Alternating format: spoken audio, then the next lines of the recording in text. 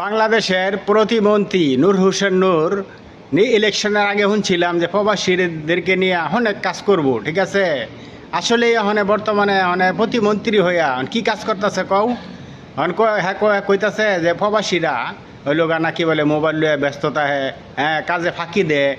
এখনও তোমাদেরকে যদি সময় হাতে থাকে, আমার মালয়েশিয়া, আমি একজন প্রবাসী, আমি তোমাদের কাছে একটু হিস্টোরি বলতে চাই।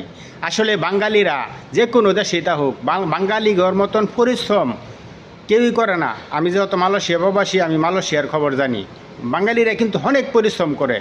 শোনো, আমি যে মনে করো 18 সালে মালয়েশিয়াতে আইলাম, আসলে কি তোমরা কি আমার হিস্টোরিটা শুনবা? যদি হাতে সময় থাকে তা আমার ভিডিওটা শূন্য, কিন্তু আমার ভিডিওতে লাইকও করুন লাগতো না, কমেন্টও করুন লাগতো না, শেয়ারও করুন লাগতো না। যখন আমি 18 সালে আইলাম, হ্যাঁ, বাংলাদেশে তখন কিন্তু আমার 4টে গরু ছিল। 4টে গরু বেচলাম, আর কিছু টেহা ঋণ করলাম, করে হাইরা দালালটা টেহা দিলাম। দালালে কইছি কি, তোমারে মালয়েশিয়াতে এরকম একটা কাজ দেম, তুমি প্রতি মাসে 40-50 হাজার টাকা কামাই করবা। অনেক খুশি হইলাম, আমি একজন গরিব মানুষ, হ্যাঁ, যেহেতু আমি মালয়েশিয়া যাইতেছি, যদি এরকম টাকা ইনকাম করতে পারি তা তো অবশ্য আমি 2-3 বছর বিদেশ করে আমি করাম বাংলাদেশও, আমার টাকা যোগা অনেকটি। তখনও তোমাদের কাছে শেয়ার করি কথাটা। যখন টাকা পয়সা ক্লিয়ার করলাম, পর আমারে বিমানের ডেট দিছে, এয়ারপোর্টে আইলাম, এয়ারপোর্টে বিমানে উঠলাম। যখন হলো এই মালয়েশিয়া কুয়ালালামপুরের কাছাকাছি আয় পড়ছি, তখন দেখি কি খেজুর গাছে ভরা, খেজুর গাছে ভরা। আমি কই যা হোক, মালয়েশিয়াও তো এই খেজুর গাছ আছে, যা হোক খেজুর খাইতারাম।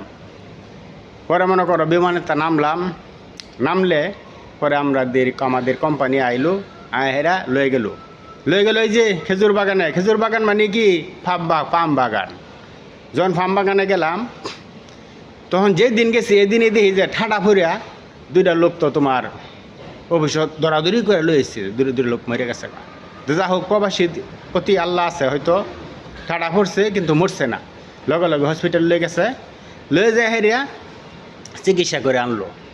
তখন তো মনটা খারাপ হয়ে গেল যে কিরম চাকরি কইছে দিব, ভালো একটা চাকরি দিব, 40-50 কামাই করাম।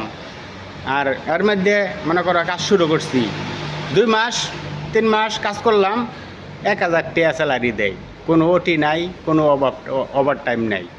এখন 1000 টাকা দেয়। বাংলাদেশের তখন ছিল 18 সালে 20 টাকার রেট, তখন 20,000 টাকা ছিল।